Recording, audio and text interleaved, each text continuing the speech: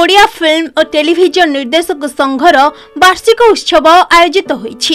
एथिरे पुरातन और नवागत निर्देशक मानक सह बहु जनाशुना सिनेमा और टेलीविजन अभिनेता और अभिनेत्री जोग देई चलचित्रर अतीत वर्तमान और भविष्यत संपर्क रे आलोकपात करथिले। सेपटे टेलीविजन दुनिया संपर्क रे मध्य विभिन्न दृष्टिकोणरू आलोचना करा जायथिला। ओडिसा रे चलचित्र उपयुक्त भित्तिभूमि रहिछि। एपरिकि बाहर राज्यर कलाकार माने ओडिसा आसी विभिन्न भाषा रे चलचित्र प्रस्तुत करथिले। चलचित्र प्रस्तुत क्षेत्र रे निर्देशक मानक गुरुत्वपूर्ण भूमिका रहिछि। निर्देशक माने कलाकार सृष्टि करंती। एपरिकि चलचित्र प्रस्तुत बेले अनेक समस्या देखा जाय थाए। सबुठारु बड़ समस्या अर्थ समस्या। तेणु निर्देशक माने नाना घातक और प्रतिघातक मध्य दर्शक मानकर मनोरंजन पाई चलचित्रटी निर्माण करिथांती। चलचित्र निर्माण पाई सरकारी स्तर रे प्रोत्साहन रहिछि। बहु विशिष्ट अतिथि माने आज ओडिशा चलचित्र जगत और टीवी निर्देशक मानकर प्रथम वार्षिक उत्सव रे प्रकाश करिसेंती। एमबीसी टीवी रो श्रीओ सी नगेन बारिकों को जीवनव्यापी सम्मान रे सम्मानित करा जायथिला एवं आज उत्तम महांती को एकादश रे तांकु मने पकाई अभुला स्मृति कहिथिले।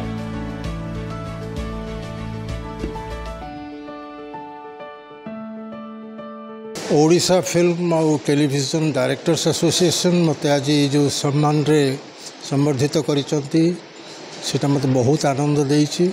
मो जीवन लो प्राय 20-25 वर्ष सिनेमा सहित ओतप्रोत भाव में जड़े टेक्नीशियन भाव में जड़ित थी। मोर यहीटा हूँ मो परिवार जो मो परिवार तरफ आज मत जो सम्मान संबर्धित कराई मु समस्त पाखे निजर कृतज्ञता ज्ञापन करुँची।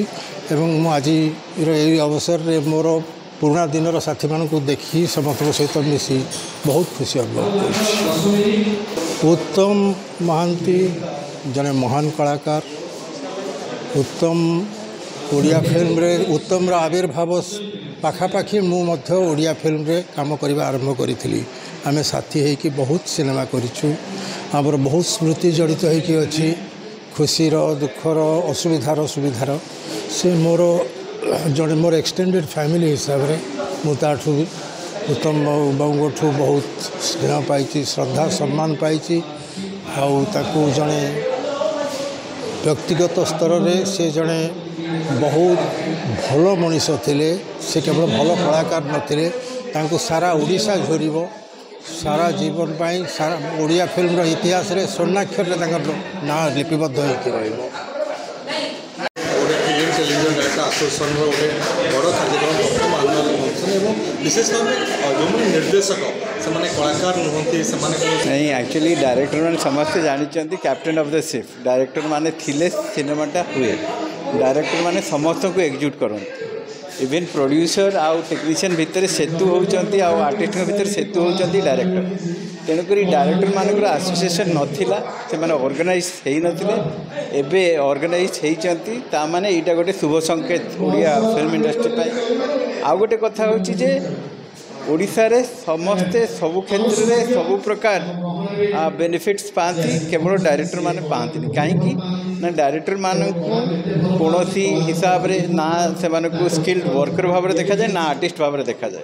किंतु अन्य जगह डायरेक्टर मानक सुपर आर्टिस्ट हिसाब रे लोक गणती। सरकार अनेक कार्यक्रम अच्छी से डायरेक्टर मानक पाई स्वतंत्र किसी व्यवस्था रहिबा दरकार। सेटा आमे अनुभव करूचु।